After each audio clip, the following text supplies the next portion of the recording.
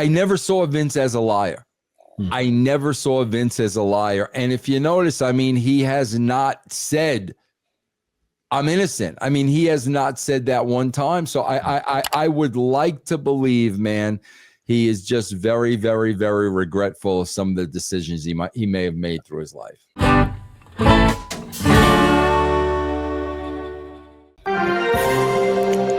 What's going on, everybody? This is Dr. Chris Featherstone here for a news episode of the Wrestling Outlaws. I am here with the former WCW World Heavyweight Champion, former WWE head writer Vince Russo, and former two-time TNA World Heavyweight Champion, former one-time NWA World Heavyweight Champion. That makes him a three-time World Heavyweight Champion. He is trouble. EC3, and I am glad that you are here with us on today. Yeah. Another song I'd like to quote is Metallica, because I'm in the darkness, it's imprisoning me. All I see, absolute horror. I cannot live. I have no power. Okay, so that's why it's dark. But I kind of thrive in chaos, so I'm really excited to just throw it down long as my computer has power, which is for another good 24 minutes. So let's go. Let's do it. You think you know all the wrestling stories? There's more you haven't heard yet. Join us on Backstage Pass. All right, so let's jump right in without further ado then. Let's talk about the McMahon's. According to Linda McMahon's attorney, Vince and Linda are separated. Linda McMahon was also voted as the United States Secretary of Education. Wow. Will any of this impact the Vince McMahon situation, Vince? And before you answer that question, whoever decided to come from under their rock that didn't know that Vince and Linda were separated. Hi, welcome to 2024, ladies and gentlemen. Vince Russo, what say ye? Bro, I swear, I never, who would have ever thought, Vince McMahon is like a skunk that everybody's just trying to run away from. Who would have ever thought? I mean, Chris, how ironic is this? I mean, EC3 knows this. I mean, bro, this guy went how many years with people kissing his backside? Now people cannot get far enough away from this dude, including his own wife. The funny part of that, it's got to be that mustache. Yes, man. It's the mustache. That broom shows up. Look out, creep alert. The funny part of all this is you said this, Vince. I mean, they've been separated for a long time. And it's very timely that Linda's attorney say, oh, by the way. Of course. Me, Vince, no, nothing to do. And they want to be sure that they don't want the stench of Vince McMahon and everything federal that's with him to deal with anything from the cabinet right now. So very, very intentional. Whatever happened to Dr. Chris? Remember, stand by your man. I remember that. I guess not, man. Well, not today. EC3? Depending on his bedside manner, I guess he would also say, stand by your man. Yeah. What do you think about that? What do you think about that, East, as far as Linda McMahon's attorney making sure that the world knows? No, I ain't got nothing to do with Vince. Just so you know. Well, I mean, she was part of the 2016 administration. I think, actually, she was a small business advisor. Right. I believe. That's right. And that was. I remember actually. There wasn't a lot of Vince heat at that time, though. Yeah, not a lot of Vince heat. But I do remember she was at a show and, she's surrounded by Secret Service. And I was like, hey, my parents own a small business. They're doing great. I don't know if they were doing anything good for it, but and she's like, well, that's great to hear. All right, good. Yeah. But, I guess when you enter the realm of 2024 and idiocracy is taking place, I mean, 5 minutes ago before the power went out, I was on the Instagram F-boy problems, seeing the mayor of Knoxville County tombstoning the current nominee for the Secretary of Education onto a steel stage, to where people were in the comments revealing, don't you see? Look, the way his knees hit before her head, it's not real. And people were like, oh my God, way to blow it, everybody. Unbelievable. But yeah, I mean, it's a serious position. The Secretary of Education for the United States of America. Lord knows the public schools are a shambles. So whatever a lawyer needs to do to clear her name and allow her to focus on the business at hand, which is our children's education, which I'm a firm advocate for, probably the best for the country. So see you, Vince. Yeah. Do you think that, Vince, how do you think Vince McMahon feels about all this, man? Because do you think that his teeth is bleeding crimson red because he wants to be so outspoken about this and just to clear his name with everything else that's going on? Do you think he has a PR agent or attorney that's telling him not to say a lot right now?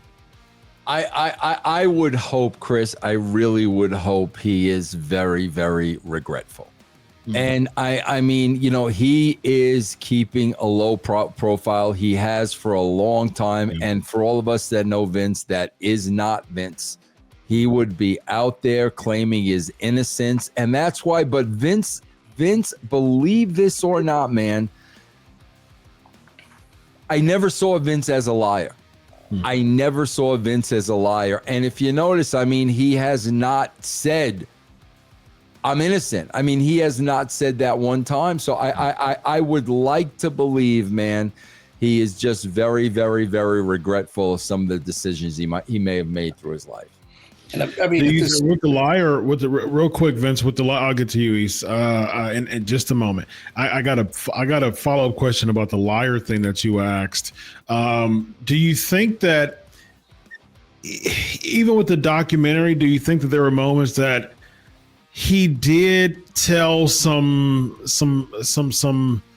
exaggerated truths, so to speak, when he's tried to no sell the Ring Boy stuff? He never came out on that documentary, Chris, unless I am wrong. He never came out and said, I had no idea what was going on.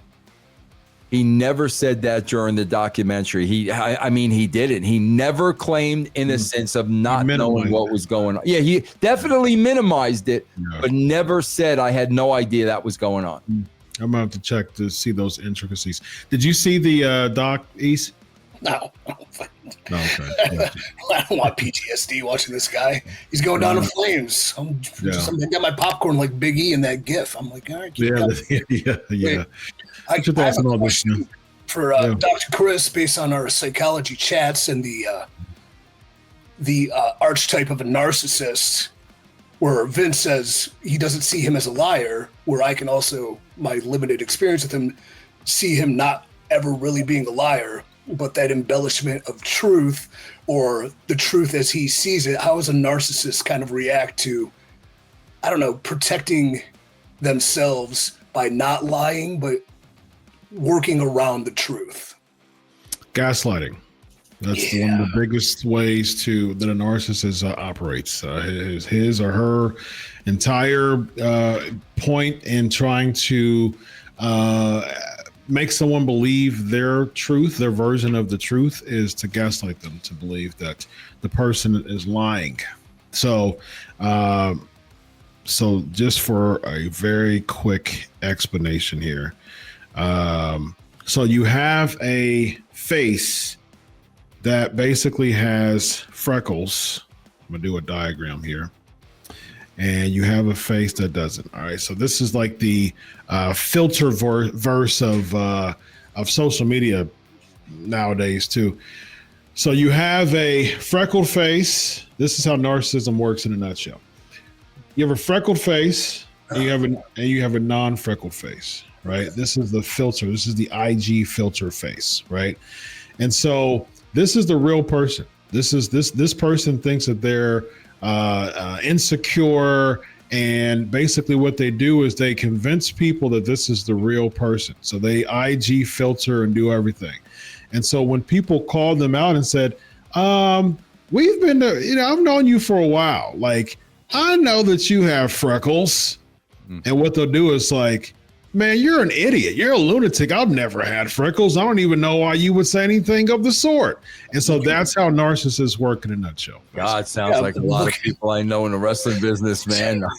A lot of people I know, man. Sounds like my last Hinge date. Like, holy, whoa, no.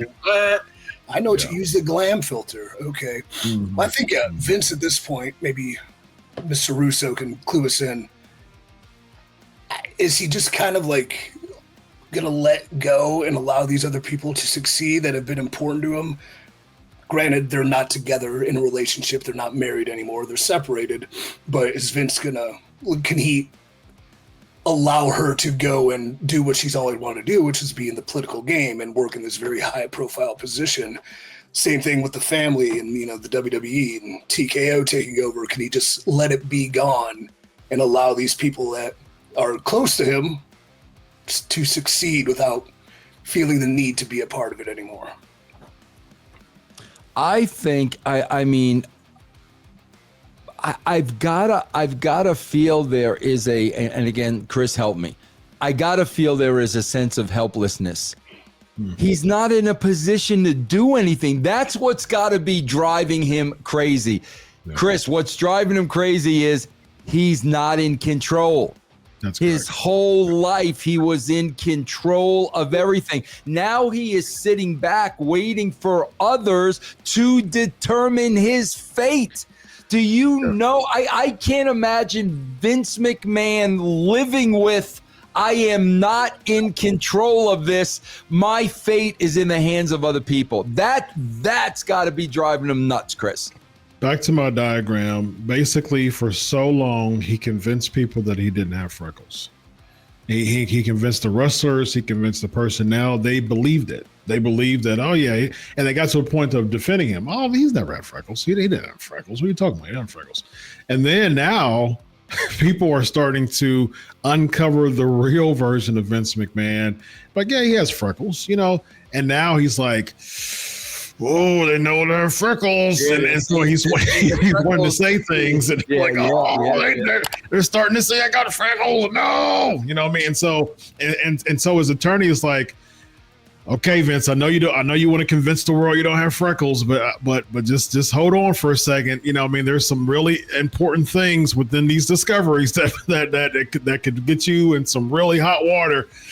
I don't care. I want to let them know I don't have freckles. And so that's how Vince McMahon is most likely thinking right now. And, in his world, in his bizarro world in his head. EC3, I'm sure that you can attest to that based on your experiences with Vince McMahon. Oh, he has so many freckles. It's a nightmare. Acne scar freckles. I mean, are you sure you're not a redhead under there? Yeah. For those who have freckles, I think freckles are beautiful, by the way. But some people don't. Yeah. Here's one litmus test, though, that I guess would, really weigh his depression at how everything has turned out. Is I remember in 2015-16, when Trump was first running for president, he followed 45 people on Twitter or X, and Vince McMahon was one of them. Now, I have not researched this, but I wonder if the president-elect still follows Vince McMahon on X. Great Maybe question. something people can take a look at. And then if he doesn't, it's like you ever get unfollowed by somebody and you're like, who cares? But you notice. Could you imagine this? Donald unfollowed me? Crashing down. He saw a picture of me with freckles? Darn him. Who else is eating well done steak with ketchup with me? This. Yeah.